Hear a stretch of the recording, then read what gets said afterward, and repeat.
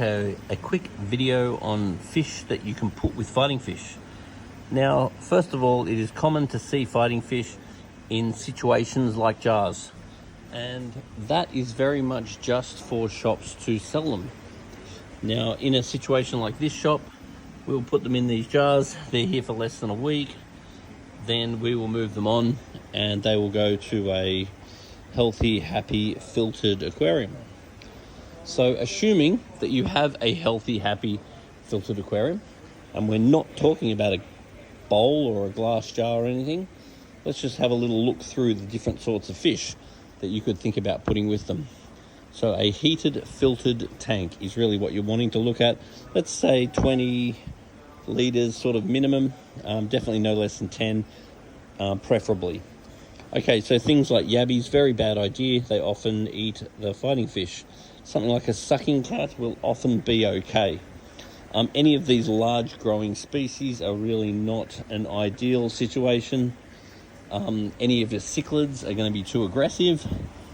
Things like your live bearers are fairly hit or miss. They are something that you can try, but definitely not something we would recommend with passion. Now, something like a zebra danio is a very quick moving little fish that will usually be okay, and your mountain clouds usually actually do quite well with them. Something like a rainbow fish, you don't tend to see them with. You tend to see them in faster moving water or heavily planted aquariums. So all of your cichlid species are not going to be an option. Discus is something you will not normally see them with, particularly because of the more acidic water. Something like angelfish or festivorums are not really something you'll see. Most people keep them away from something like your guamis because you can have issues with them. Most of your larger tetras are definitely an option. Things like your harlequins, they're a good option. Things like your Corydoras catfish, they're a very good option. If you are going to put tetras, you sort of want to stay away from any of the nippier of the tetras. So anything like your Serpae tetra would definitely not be a good idea. Things like your loaches tend to be quite a good idea. They tend to go quite well with them. You definitely want to stay away from any barbs, so they will get nipped by the barbs. Anything like a coolie loach, that's a great option. So larger tetras, any of your like bristlenose catfish, anything like that tends to be good.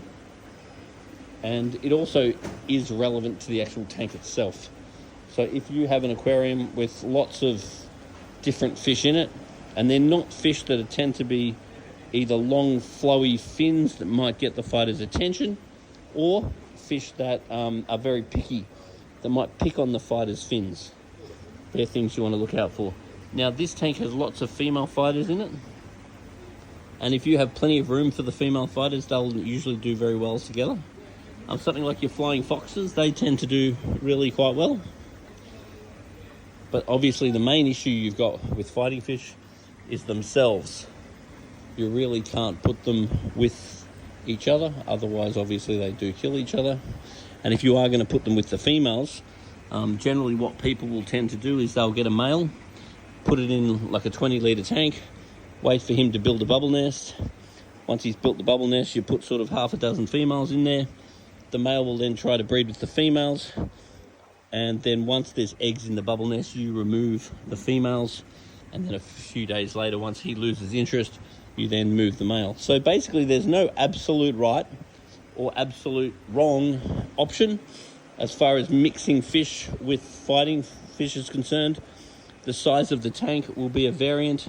The water quality and food quality will also be variants, but a lot of it is suck it and see. But we've just given you a few do's and don'ts. Nothing is steadfast because everything comes down to your actual animal and will your dog get along with my dog. So everyone does have different experiences.